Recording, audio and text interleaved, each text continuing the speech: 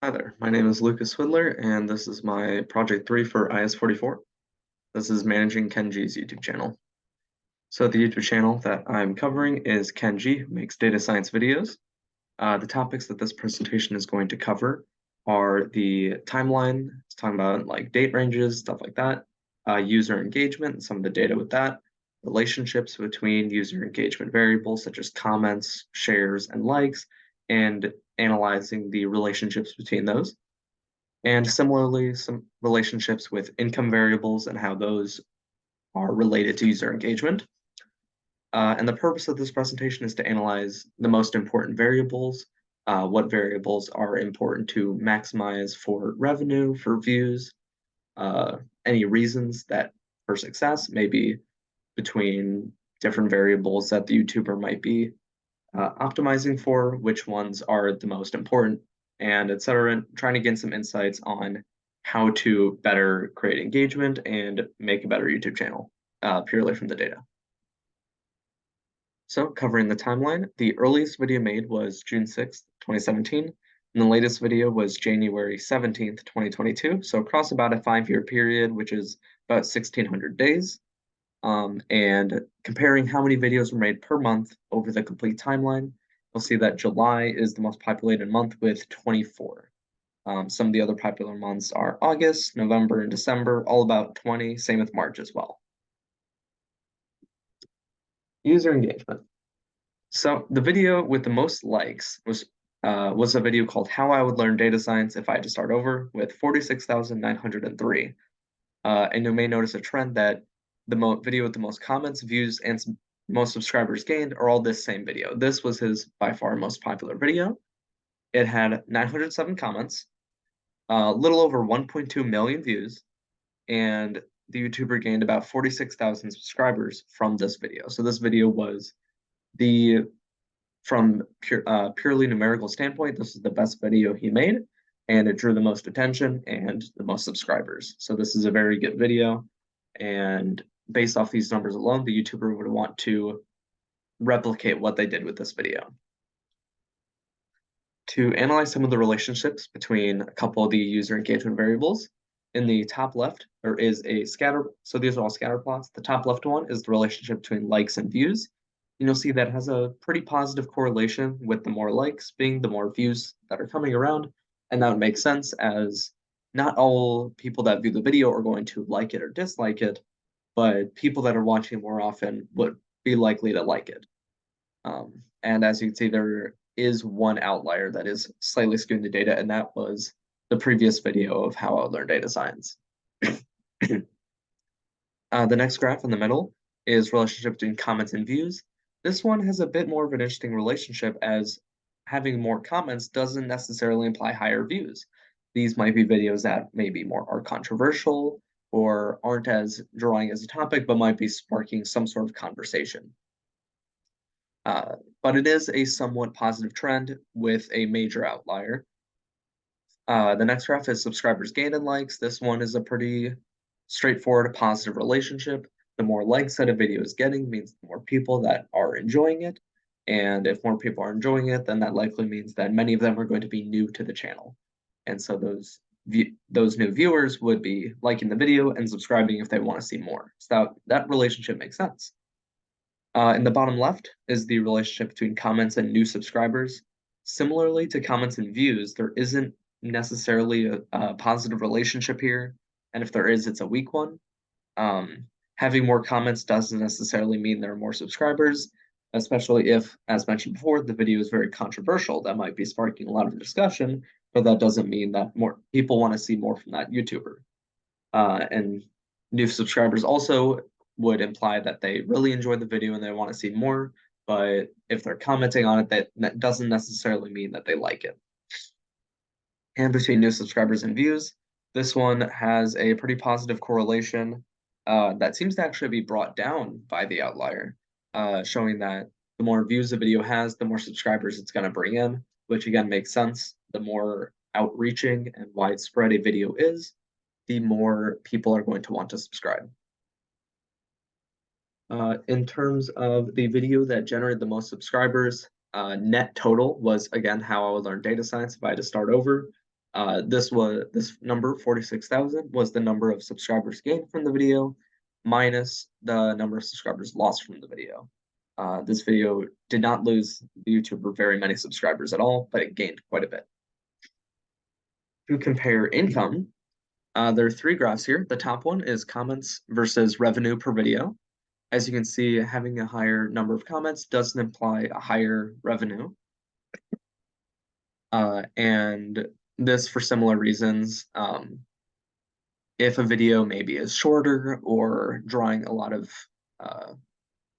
like conversation, that doesn't necessarily mean that there are ads in the video or that it's long enough to have some of those like embedded ads that YouTube adds, for example. And so some of those videos with higher comments might not be designed to generate revenue. It might be something like a subscriber special or maybe a live stream, stuff like that.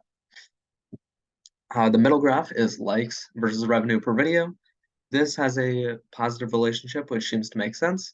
The more likes that a video has, the more people are likely watching it, the higher retention that they have, which means they're watching more of the ads shown by YouTube, which means that the YouTuber would be making more money. And shares versus revenue per video is very interesting as it also has a similarly positive relationship. This is interesting to me because sharing the video means that someone likes it or at the very least wants to show it to someone, which may be a good thing or a bad thing. But because it has such a similar correlation to likes per versus revenue per video, that means that this YouTuber doesn't have their video shared due to people disliking it, which is a really good avenue for them and means that their videos are generally very well received and people aren't sharing them to show how bad it is or how controversial it is. So that is a very good thing that these YouTubers should be continuing to do as it is generating more revenue. Comparing revenue with impressions. So impressions are how much the ads or the videos are being seen in ads or in recommended feeds. And so comparing revenue impressions is a standard positive relationship, as the more impressions there are, the higher the revenue is, which makes sense as the more people that are seeing it in their feed, the more people are going to click it, which is going to bring more and more people to it, which will generate more revenue. But what's interesting is that the next graph is revenue versus click-through rate. Click-through rate is the rate at which people click the video when it pops up in their feed. And what's interesting is that there isn't really a relationship here, and that the click-through rate generally doesn't really correspond to what the estimated revenue is. What this means to me is that if people are seeing the video on their feeds, they're equally likely to watch the whole thing as they are if they click the ad, which means that maybe the advertising isn't working as well, or perhaps people are seeing the videos and aren't really being engaged if they aren't maybe a subscriber. So this might mean that maybe the advertising needs to be improved on, maybe things such as thumbnails could be improved on, watch time, some of those variables that might be bringing user attention to it, and like keeping that retention. So to compare the top 5 and the bottom 5 videos based on revenue generated, the top 5 are How I Would Learn Data Science If I Had to Start Over, the best free data science courses nobody's talking about, How I Would Learn Data Science in 2021, Beginner Kaggle Data Science Project Walkthrough, and 3 Proven Data Science Project for Beginners. And the bottom 5 are Data Science in Golf, 5 Data Science Resolutions, Thank You for the Support, What's Next, a project demo, and a 10,000 subscriber video special. One thing that's interesting is that the top 5 videos are all related to helping out beginners get into data science. And those are generating the most revenue. And it also shows that they have a high amount of views, likes, and shares, which would mean that these are the kind of videos that this YouTuber's audience wants to see. And so appealing to beginners and making more tutorials, which seems to be working for this YouTuber, that's something that they should be continuing to do in the future. As they have a lot of views and a lot of shares, to me, that means that people that are new to data science are seeing these videos and they're sharing them with their friends that are also getting into it, thus making people more likely to watch the YouTuber, watch through the whole video because they want to learn. versus the bottom 5 videos seem to be a bit up in the air. Some of the videos actually have quite a number of views, but they don't really have any revenue. These are probably videos that the YouTuber didn't put ads on or maybe didn't intend to really make money for, especially things such as the project demo and what's next and the subscriber special. Like, we're not made to make money, and so the YouTuber probably didn't put ads on them and didn't really put as much effort into them as especially into like advertising, for example, than they might have for their 5 videos for beginners that were intended to be seen by people and be spread and make money. Um, so yeah, I think that those appealing to beginners is going to get more people to watch it, which is going to make, and since they are appealing to beginners, people are going to like it to keep it in mind for later and share with their friends. And so that's something that the YouTubers should focus on. Finally, to conclude, some of the factors that influence or affect content popularity between this project and the past. One is just retention.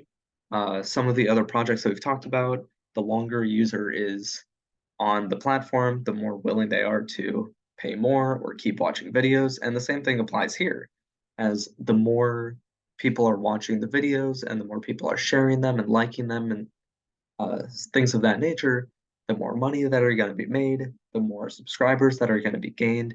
And so just keeping people interested seems to be very important.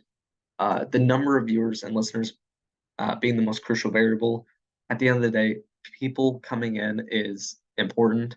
And as some people say, all press is good press in the sense that um, any kind of way to get people to come in is going to generate views or listens or watches or anything like that. And so just appealing to as many people as possible seems to be a great way to generate revenue and keep people interested and just drawing user attention. And this might be whether the based on the topics or the length of the video, doing things that seem to bring people in and getting people to see the video is really important. Um, to measure engagement and viewership seems to just be just keep track of these sort of numbers like likes, shares, comments, and views. Then especially things on like YouTube already provide for the YouTubers. Keeping those in mind seems to be the best way to measure success, as those are the most important variables. If I were a consultant, some of the recommendations I would make to a content creator would be one, to just make interesting content. If it's something that people think is going to be really interesting or something worth watching, they're going to be drawn to it no matter how long the video is, if they know the YouTuber or not. And that's going to hold them in place if it is interesting. And that's going to keep them viewing longer and seeing more ads. And secondly, to appeal to as many people as possible, or rather even just focus on a certain demographic. As the YouTuber in this example seems to focus on working with beginners and getting people interested in the field of data science. By doing that, they're getting people coming into the field, they're getting that they know who their audience is, they can appeal to them, and they can keep making content that seems to work for that style of viewer versus a YouTuber that maybe did a video on data science for beginners, and then maybe, as shown before, maybe a video on UFC, and then other sort of videos that don't really relate. And while that might be appealing to having something for everybody, it's not going to keep people interested. And so appealing to a single demographic seems to be the best way to manage a channel for success, revenue, or anything else you might be looking for. Thank you.